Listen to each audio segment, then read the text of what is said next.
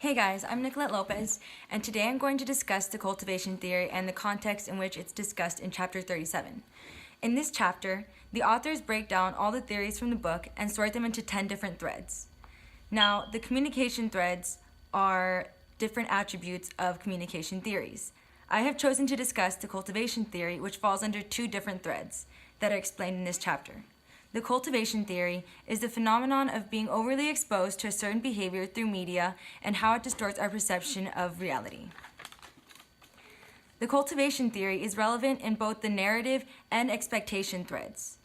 The cultivation theory brings to light how much of an impact narratives have on people. The TV shows, movies, and media that tend to be our main source of information tell stories that are interesting and entertaining, though they rarely ever give us the whole truth. This biased approach is problematic because of how easily people are influenced and the damages it can do. The cultivation theory explains these dramatized narratives and give us an inaccurate expectation of society. Everyone is really hungry for expectations. It's the reason we watch the news and keep up with social media. This phenomenon can be traced back to the uncertainty reduction theory, which is also included in the expectation thread. Though, with false expectations of the real world, we begin to live in fear of the violence portrayed in the media, and our faith in humanity begins to diminish. The cultivation theory is extremely relatable in today's society with the amount of crime shows we intake.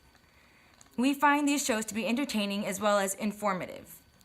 I can relate to the cultivation theory to my own life because I watch an excessive amount of crime shows, like Law & Order, SVU, and the Netflix documentaries that are usually about murder or rape. Each episode is a different narrative about a malicious, violent crime and is followed by an intense investigation.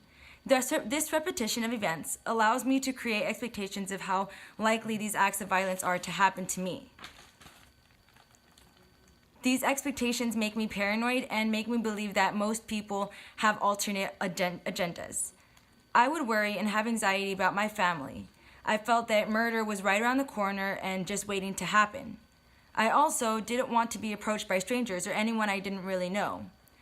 As I'm still cautious of my surroundings, I don't create so much anxiety in my own head because I know that murder isn't really happening all the time around every corner.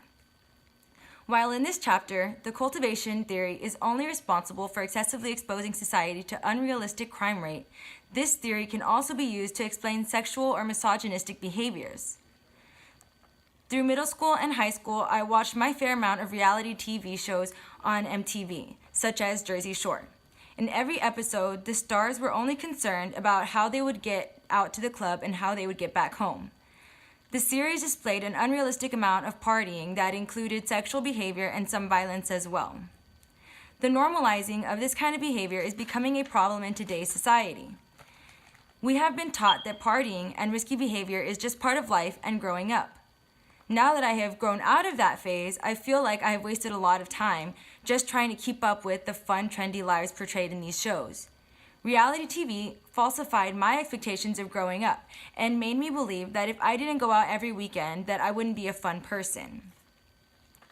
In conclusion, the narrative and expectation threads are brought together in the cultivation theory. The cultivation theory explains how overexposure to a biased narrative affects our perception of society, allowing us to have false expectations of the real world.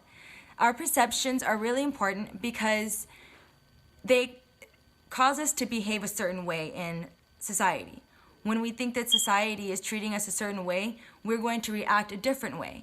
So sometimes that is the reason we implement some policies that are unreasonable, or we have unreasonable reactions to things that happen to us. So that's really it for me today. Thank you guys for listening.